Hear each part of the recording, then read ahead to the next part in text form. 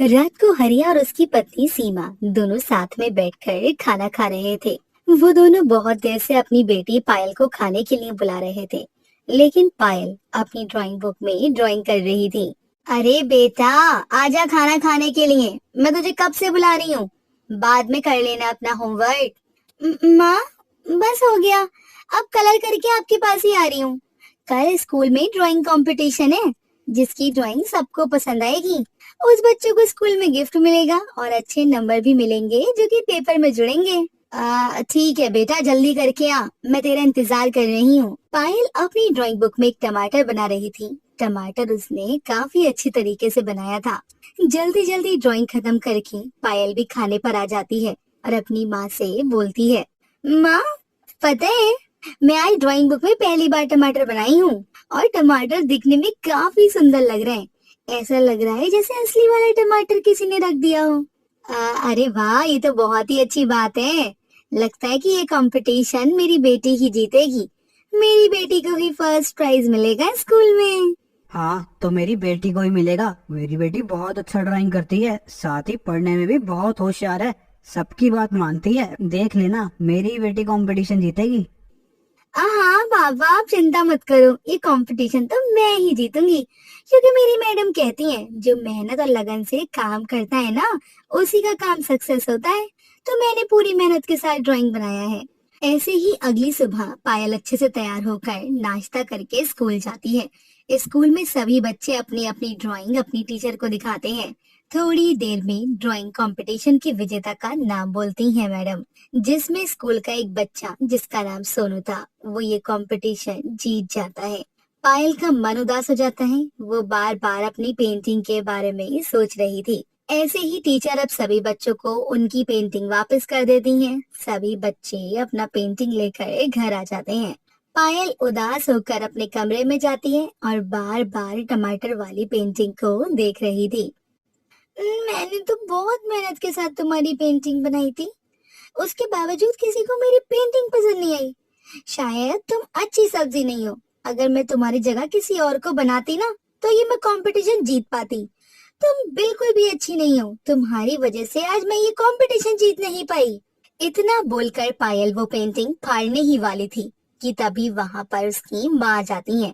उसकी माँ अपनी बेटी को इस तरह से उदास देखकर बोलती है, अरे तू इस पेंटिंग को फाड़ रही है, इसका मतलब ये है कि तू कंपटीशन जीती नहीं है। बेटा, जीवन में हार जीत लगी रहती है, लेकिन इसका मतलब ये नहीं कि तू चीजों को समझने के बजाय ये सब करने लगे। देख, मैं मानती हूँ कि तूने मेहनत से ही उस पेंटिंग को बनाया था, लेकिन ये सोच, जिस बच्चे ने ये कंपटीशन जीता है उसने भी तो मेहनत की है ना। अब किसी को तो जीतना ही था, फिर चाहे तू जीते या फिर तेरे क्लास का वो बच्चा।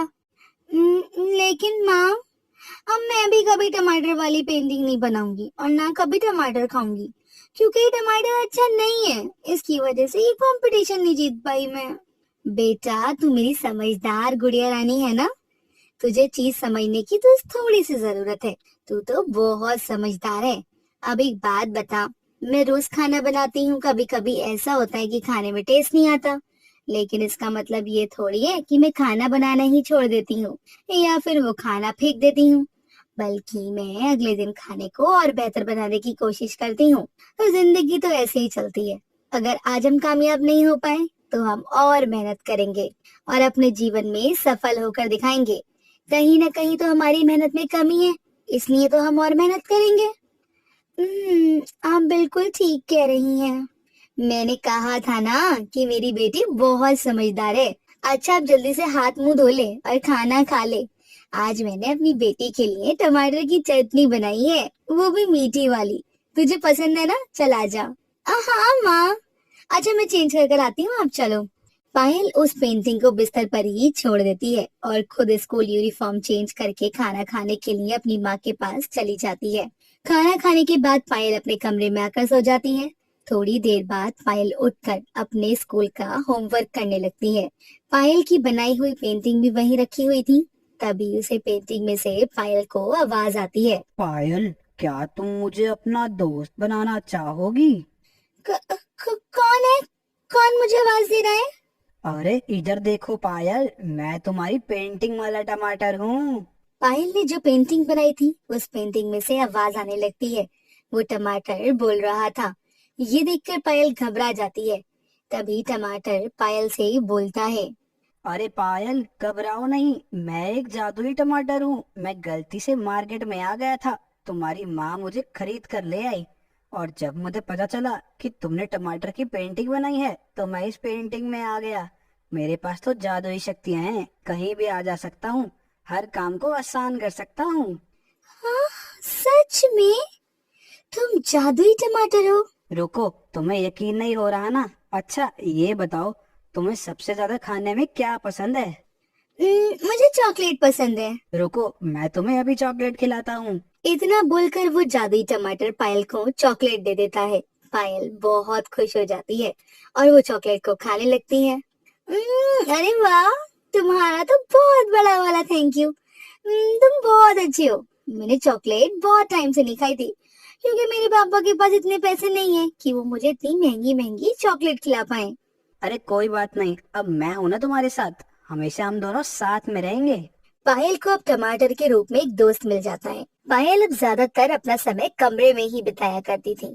पायल अब अकेले टमाटर के साथ यहाँ वहाँ घूमा फिरती थी।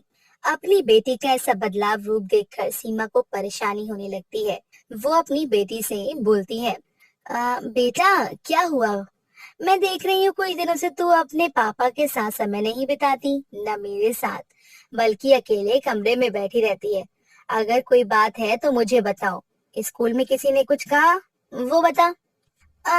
नहीं माँ, मैं तो बस पढ़ाई कर रही हूँ। मेरे एग्जाम आने वाले हैं ना, इसलिए। इतना बोलकर पायल अपने कमरे में चली जाती है। ऐसे ही रात को हरिया उदास मन से घर आता है। हरिया को उदास देखकर सीमा परेशान हो जाती है और वो अपने पति से ही बोलती है, क्या हुआ जी? आप परेशान नजर आ रहे हैं। सब ठीक है ना? कोई बात हुई है क्या?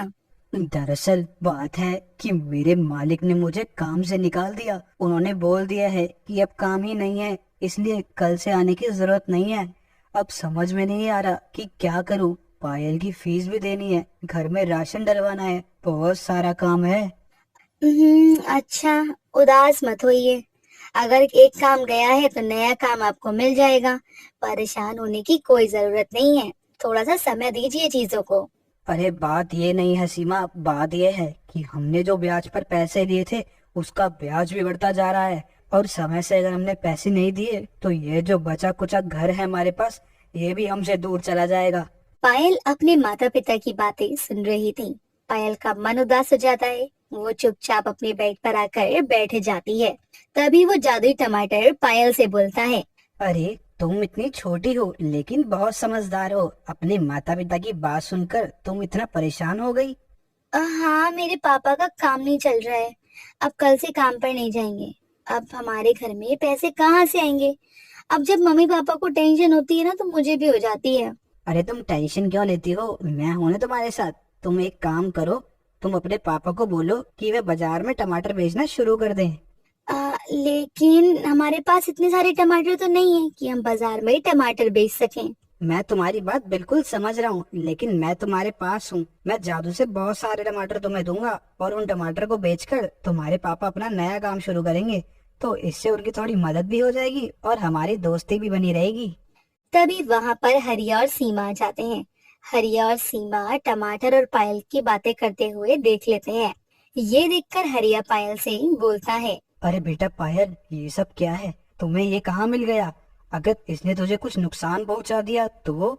नहीं पापा, ये जादुई टमाटर है और मुझे इसे नुकसान नहीं पहुंचता, बल्कि मेरी मदद करता है ये। अभी ना मुझे इसी बारे में बात कर रहा था कि हम आपकी मदद कैसे कर सकते हैं।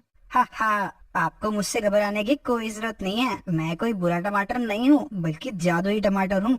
और मुझे ना छोटे छोटे बच्चे बहुत पसंद आते हैं, इसीलिए जहाँ भी साफ दिल वाले छोटे बच्चे नजर आते हैं ना, मैं उनके पास चला जाता हूँ। और आपको बिल्कुल भी चिंता करने की जरूरत नहीं है।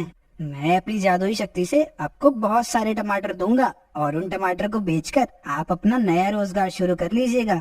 तुम्हारा बहुत बहुत शुक्रिया जादुई टमाटर।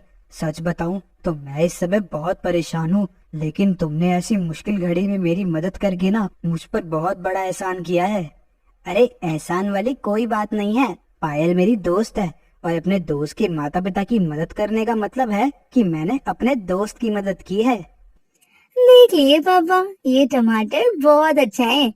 इसने मेरी बहुत मदद की है। इसने मुझे हर समय अच्छा फील कराया है। जब भी मुझे कुछ खाने का मन करता है, ये मेरी इच्छा पूरी कर देता है।